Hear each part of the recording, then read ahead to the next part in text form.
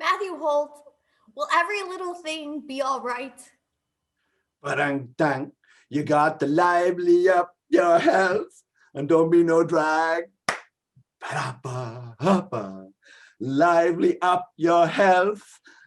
And I can't remember the rest of the words, but Bob Marley did a great job than me. Oh my God.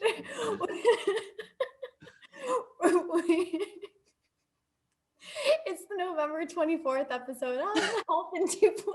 All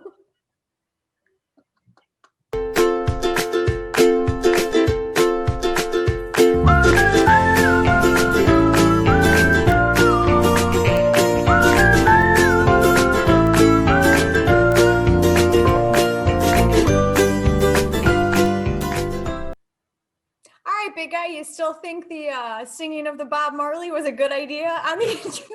But it's so relevant, right? Oh, you're so good at singing Bob Marley. But we finally, we have the instead of Up Yourself, we have UpHealth. You pinged me earlier this morning, told me we had a new SPAC. Up who's Matthew Holt? What did you just say? Where's my lively up your Can somebody please write in if you would like to sponsor the SPAC tracker? Have we got an idea for you? Would you get your timer? Is the SPAC gonna show up? We'll see. Masa SPAC tracker SPACtacular. Okay, here we go. You're paused. Oh man, what am I? We're going. Go. Okay, UpHealth. The reason for all of this singing, $1.35 billion valuation. Matthew Holt, tell me about this digital health super company. Yeah, well, this is interesting to say the least. So it's got a couple of real companies in it, right? So Jamie Edwards and a place at Cloudbreak, and there's an Indian company called Glocal in it. There's between them, as far as I can tell, they are like a 30 million in revenue. There's a compounding pharmacy in Utah in it. How that becomes their digital pharmacy to compete with Troop and else, I'm not quite sure. And there's a mental health company and an integration population health management company, which I've never heard of, and apparently they have revenue. They claim 100 million plus in revenue and profits. It's all going to be great and better and cheaper and faster than Teladoc and everybody else. We shall see. I think there'll be a lot of people saying this is the froth at the very top of the bubble.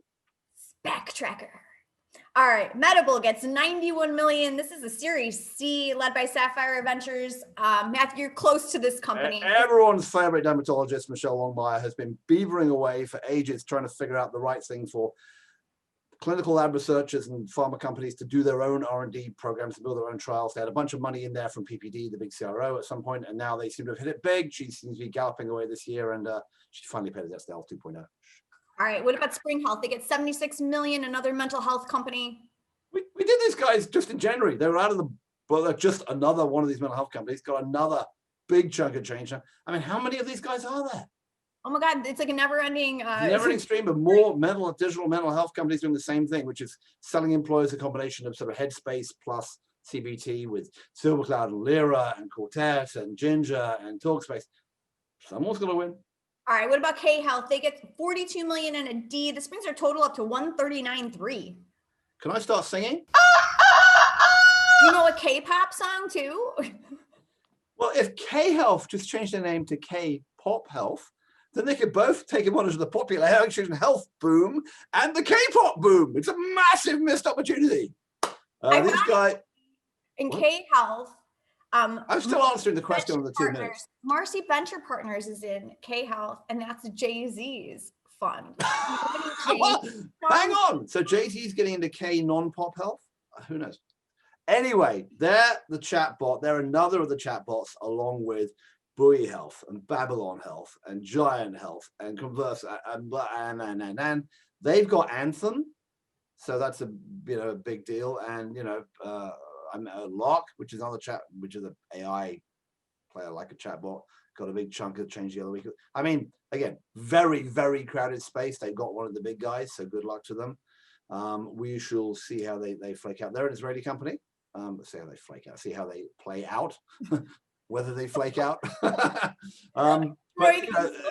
the amount of money going into this sort of front end, I mean, it's still nowhere near Babylon's 500 million, but it's the amount of money going into this sort of AI front end to get you to the right kind of doctor strikes me as being a lot, considering no one seemed to care very much about getting you to the right doctor before, but maybe it's a good idea. Well, even part of that UpHealth, their pitch deck, thanks to Brian Dolan for including that in Exits and Outcomes this Monday, but he had in their, in their pitch deck, they were talking about trying to make the digital front door even easier. That was like the whole premise of UpHealth. So well, I mean, look, how many more digital front doors do we need? Look, we need better customer service. We need a better front door. I'm all for this stuff happening. You're now having all these companies coming out which have got these valuations in the hundreds of millions or in the billions, and maybe they're going to go public at the top of this frothy market. However, let's remember, this is not where we spend real money in healthcare. Yeah, we do a terrible job of diagnosis. We do a terrible job of getting people to the right doctor. We do all these kind of things. But the money is all in sick people who've all been diagnosed. They may have been misdiagnosed, but they're in the hospital, they have chronic illness or what have you. And they're not the ones who are looking to figure out, what this pimple on their face means or which doctor they should be going to. And yeah, I think there's a lot of chances for improving efficiency and that sort of fixing the visual front door, and a lot of chances for improving people's lives, and maybe their lifestyles too. But that space is getting crowded, and not quite as crowded as the mental health space now.